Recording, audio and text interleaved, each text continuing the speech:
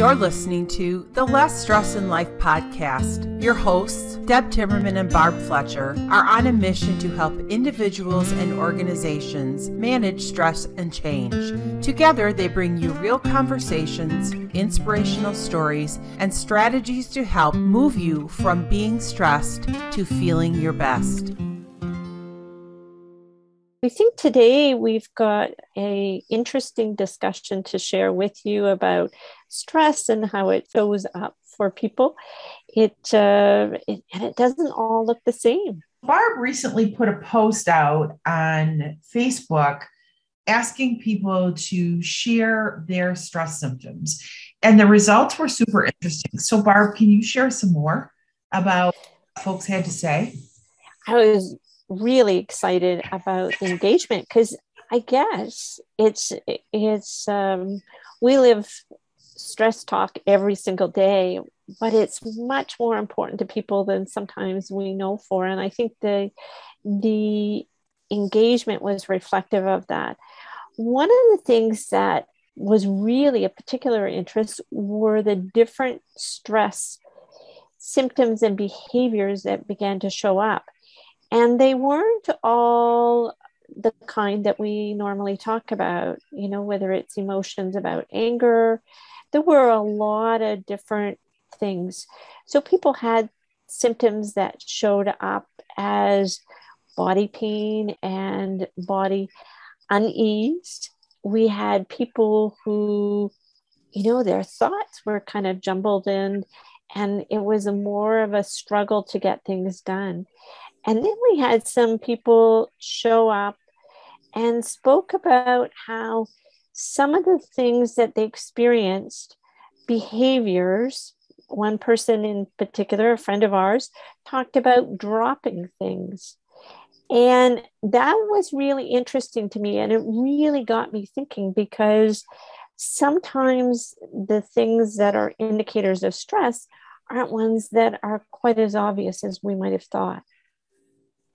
Yeah, it was interesting to me that these folks were so in tune with their body that they have this awareness, because some of the things that were shared, they were very subtle as opposed to more overt. Yeah, it really caused me to pause and reflect on some of the things that I may have been overlooking as well, of behaviors, just subtle kinds of things. And this one seems really insignificant, but really created a huge shift in me. So for a number of years, I had these well-polished fingernails. I used to go every 3 or 4 weeks to get a manicure, and I loved it. And of course, with changing my career and being at home and gardening, I decided that wasn't really as good a fit for me anymore, and just began to deal with my nails the way I dealt with them. They weren't terrible, but I noticed that over the last little while, I'd been picking at them more, and they became shorter and shorter. And when I was young, I used to actually chew them.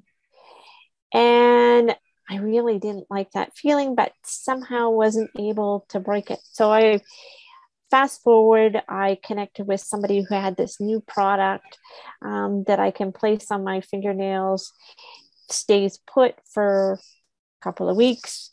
It looks good no matter what I do. And lo and behold, that behavior stopped. And so I've really been watching to see if there's a new behavior that bubbles out, because that one was really, it was kind of one of those behaviors that was just occurring, but it was under the surface and I hadn't recognized. So I think awareness is such a big factor for people to, when we become aware, it's a real opportunity to take control of the situation. Yeah, I think it's a really good opportunity to look beyond the obvious as well. So when Barb and I were talking about this nail biting thing, I recall that I used to bite my nails down to the quick when I was a kid. I mean, I chewed until they almost bled. And my mom would say, stop that, get your fingers out of your mouth. I'm going to put pepper on it. I'm going to do all these things. So my mom was looking at a behavior, but she wasn't looking at the source of behavior. So we've shared before that adverse childhood experiences shape how you see stress and how you perceive stress and the behaviors that you exhibit when you're stressed. So for me as a kid, I bit my nails incessantly. There was lots of drama, lots of family discord in our house. And that was my way of regulating myself, was biting on my nails. So we share that because oftentimes we don't look at those behaviors that have a root cause of stress. And we're trying to fix a kid or fix ourselves. And we're not really getting to that root cause. So the question for you to think about this week is, what is happening in your life with behaviors or showing up physically or showing up in an emotional way that is rooted in stress, that if you had some tools to change, you could do that. Total repositioning on how we think, rather than treating something downstream, we're really looking at eliminating the source. So important, because what I often see with people is if we only respond to the symptom or behavior in the moment, which we can do, we can solve it for a little while. But what happens is when we get triggered again or feel big stress, we feel like we're right back to where we started. And so to have true relief and sustained relief, we really have to do a little bit of digging sometimes to see, is there something in our past that may be getting in the way of us sustaining this new resilient person that we all want to be. Barb, when we talk about resilience, that definition means different things to different people. How would you describe resilience? Well, for me, it's about having the ability to respond to stress, actually taking the bounce. It doesn't mean that stress isn't going to happen, because we're all living in a world right now with stress that looks different for each of us. And so, it's not that we can, go off and pretend that it's not happening. We just need to be able to have enough in reserves to come back after a stressful situation, and then have a purposeful practice that continues to build on those reserves, so that the next incident, the next experience, we are able to respond versus perhaps react in a way that is likely to drain us even more. Yeah, I would agree to that. And to think that you're not, our stress response is designed to really save us in the event of an emergency. And what's happening right now is that stress response is always activated, and our body doesn't know the difference between a true emergency and one that's perceived. And when that last thing happens, sometimes that emergency is such a tiny little insignificant thing, but the that happens from those stress chemicals, it can't be stopped, because that's what's there to protect us.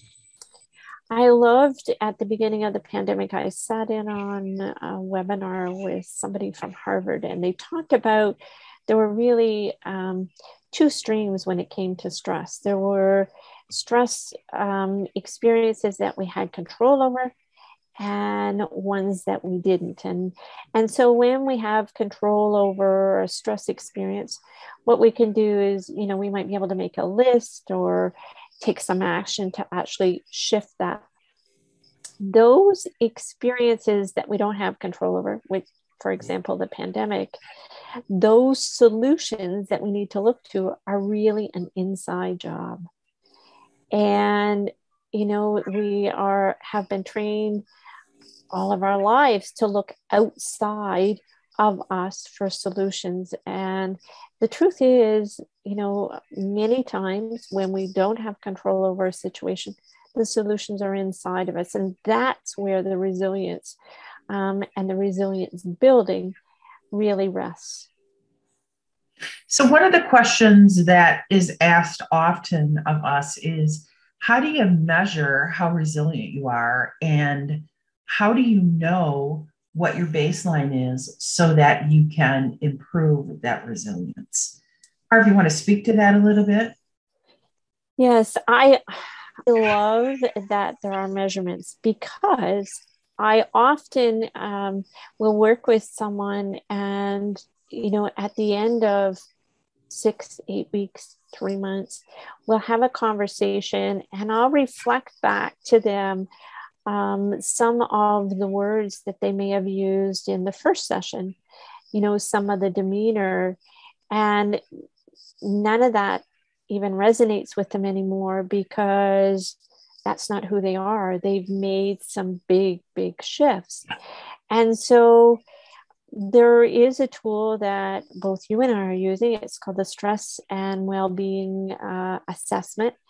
And that is going to be great in helping us do a pre and a post or an interim look at where are we with our well-being based on a number of factors. Where are we with our stress situation?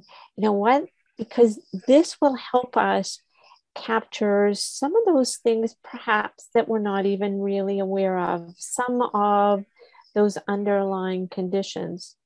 What are your thoughts? Yeah, I love that.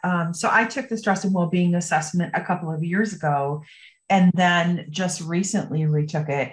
And gosh, the numbers were the exact opposite. So even though I had been doing stress management education for a long time, the focus was more on meditation and downshifting the parasympathetic part of our nervous system, as opposed to the tools that increase well-being and increase what I would call my body's battery.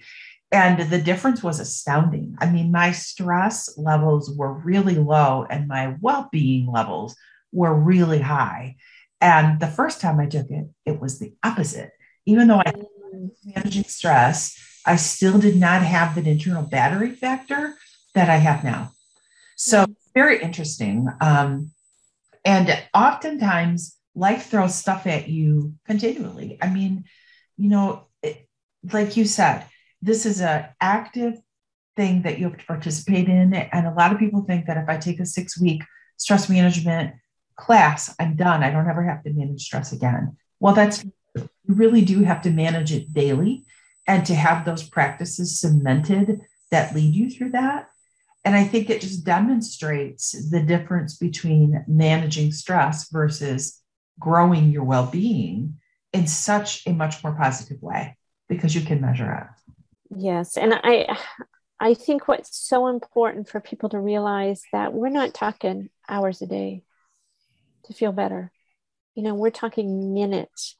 And so, I did a call early with someone today, and her commitment to me was to practice 10 minutes a day, 5 minutes in the morning, 5 minutes at night. And, it's pretty hard to say that you can't eke out 5 minutes a couple of times a day. And yet some people, that's really tough to get that consistency, but that's really where it's at. I know my world right now is experiencing all kinds of stress. It's, just like everybody else.